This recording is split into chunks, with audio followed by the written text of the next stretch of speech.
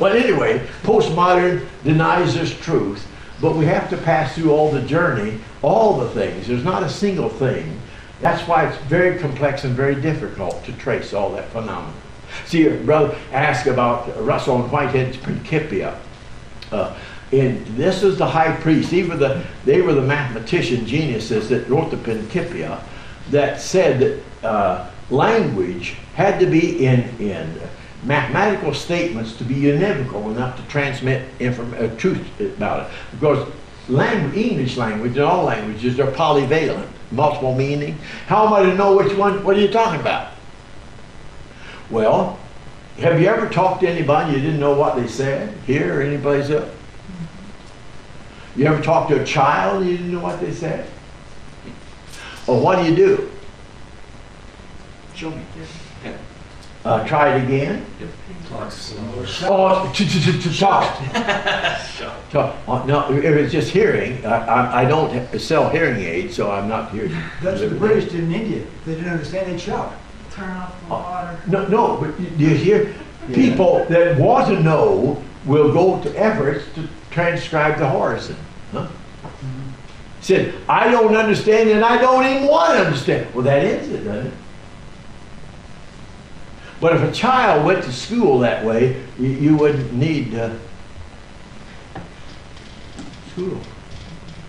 Said, my mom and dad said for me not to learn one new thing. I already know all I need to know. Okay, if that's true, then you don't need to be here. Oh, I want to be here. What for? Because I have a right to be here. Well, anyway, this is postmodernism. And we get it in education, and you get it in media, and you get it in music. Had we the time, we'd have to go through and listen to the music, not just to the sound, the musicology, but see, we have to listen to the message. I'm Church of Christ. See, I want to know what the message is, not how it comes. If the message isn't biblical, I don't care what the music is. I want to know, what is that message? And if you don't ask what the message is, then I'm not interested in that. If you don't have a message in a song, then why would you have a song? Well, entertainment. I don't need to be entertained. I'd go to Pavarotti or some high-level person if I want to be entertained. I would go to church to be entertained. But do you have any questions to ask about postmodernism? Because we've come a very quick way from the Enlightenment period that claimed autonomous reason. Science raises all these questions. Nothing that's before us is not over the scientific revolution. By the time you get to Einstein and Planck and Heisenberg's indeterminacy principle, Crick and Monod and the gene code, you have entirely new questions asked. Each of them implode on some dimension of the Christian worldview. And yes. I'm sorry, I didn't mean to. No. How would you describe, just briefly, we talked about German society, Nietzsche's influence on German culture? Yes. Because he seemed to be the one that planted so many seeds that bloomed. Yes. Sturm und Drang. Nietzsche created despair in German culture, in literature and philosophy. Schopenhauer in the unpacking after Nietzsche. Despair. See, if Nietzsche is correct, how does a culture avoid despair? And the culture at the street level was saturated with doubt and despair. Of course, when you lose the foundation of the discussion, it's not long until nothing means anything and nothing is worth anything. Huh? So that's why people like Hitler could come. No question. The most brilliant nation since the Greeks did this. Well, Germany went through the economic collapse just like 1929. You know that. And then communism invaded America. You know, some of you when the FBI, when everybody was a communist, you know, and all Hollywood is, they might have been, but that's totally irrelevant.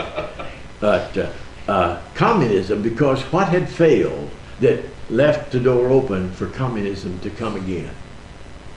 Capitalistic democracy had failed in the marketplace over greed. idolatry. I think someone said that there's an idol that's wealth. I believe so.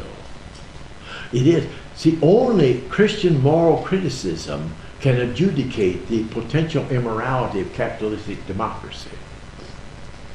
What is it again, please? Only Christian morality. But see, Christian morality has been removed from the marketplace, so morality has nothing to do with what? Only Christian morality Can keep it from complete breakdown in the culture. Yep. See, I don't believe there's necessary to be a capitalistic Republican to be saved. But you see, all other systems are evil for different reasons. But capitalistic democracy becomes evil when greed dominates. And how labor was treated, you know, in the great days of the robber barons, how were people treated? commodities.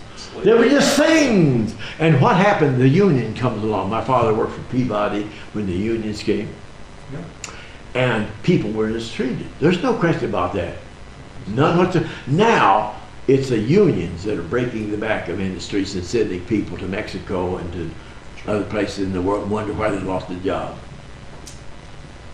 See, so there's nothing particularly Christian about a union, but unions came into being to do what? Right wrongs. To mediate tyranny. And it's fair. How much is fair? Please unpack that for me. Well, if you didn't have millions of dollars, you wouldn't have a job. And if we don't make a profit, we can't do what? Pay you. But see, Christian stewardship. You're a Christian steward, you're a multimillionaire, you're a steward to the living God about that money. Now, I don't mean give us all $3 and then tomorrow we're all broke. I'm not talking about that. Some people can make money and some people can't make money. So that's not evil. What's evil is the tyranny of domination of money. That money is the hope, is the idol. Yes, ma'am. Yes, ma'am. How do you engage with a postmodernist? I mean, we sort of are poking fun of how ridiculous some of it sounds, but when you can't talk about validity of the text of the Bible and you can't really scientifically reason out intelligent design, now, where do you go? I hear you, because you have done that for 100 before you were born. And well, there's no surefire. For surefire, be a multimillionaire and world famous, and I'm neither one. But it's this: I don't see any way to adjudicate any discussion until you ground it in where all this stuff comes from. I don't want to just jump in and debate with them about this, about that. That's debating, and I don't debate anyway. That's a futile enterprise.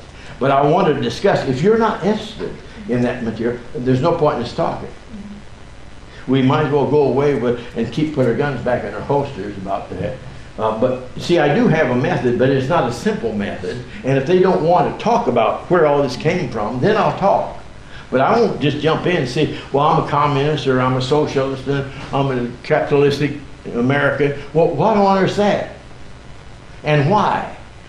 See, Christianity doesn't rise or fall on capitalistic democracy. So I want to unpack, if they don't have time to do it, but see, the young people, you're young. You inherit from what source? Just tell me. Here, your thought, what you believe in, generally. Yeah, but name some. If there's that many, you ought to be able to name a few. I mean, obviously, religion, culture to some degree. Family, teachers, Sure. Media, music.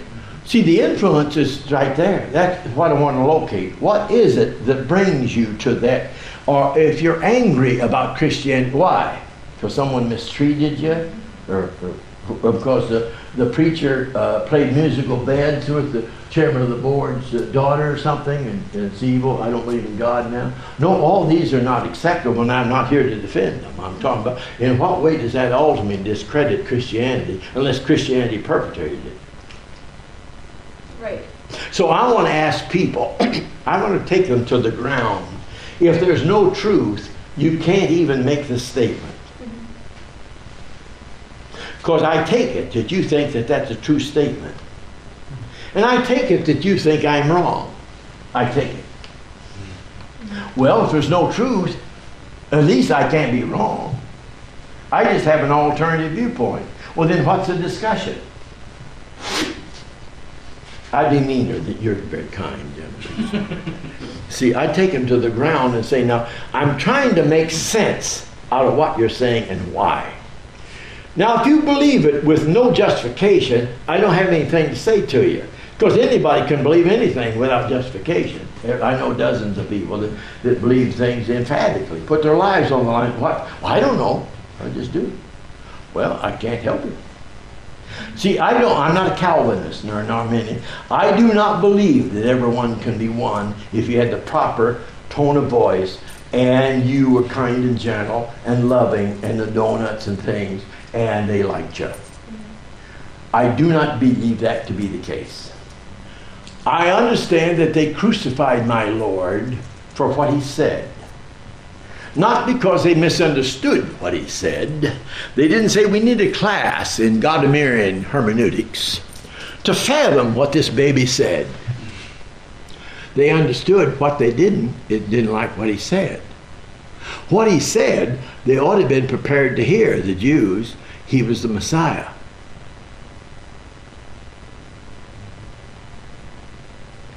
Does that make it? See, it's not an answer because it's so complex. There isn't an answer. But I would ask people, I just want to listen. What reasons do you give me for that?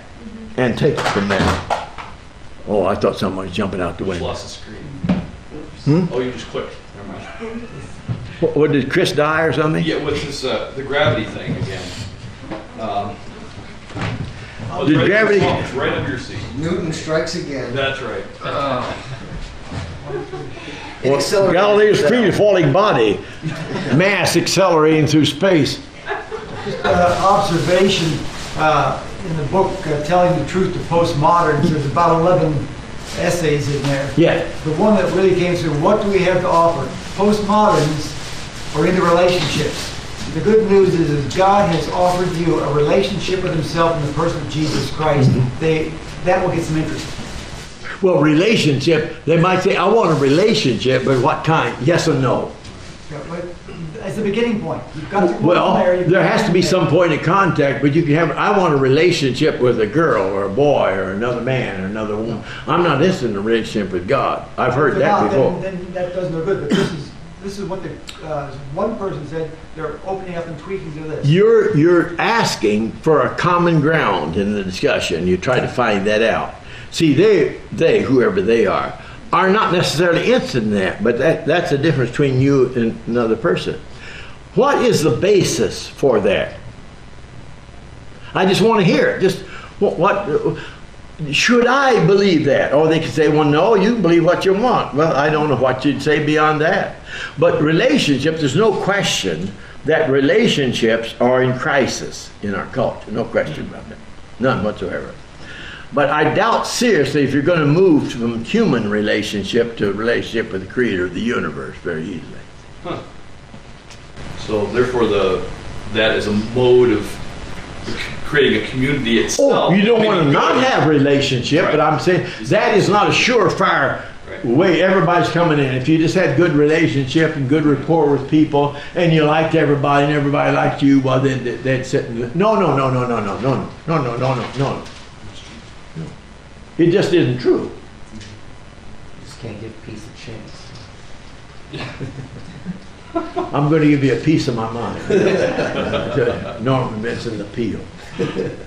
The piece of mind. I said, I'm going to give you a piece of my mind. I know that. If you had enough to divide, I'd give you a piece of my mind.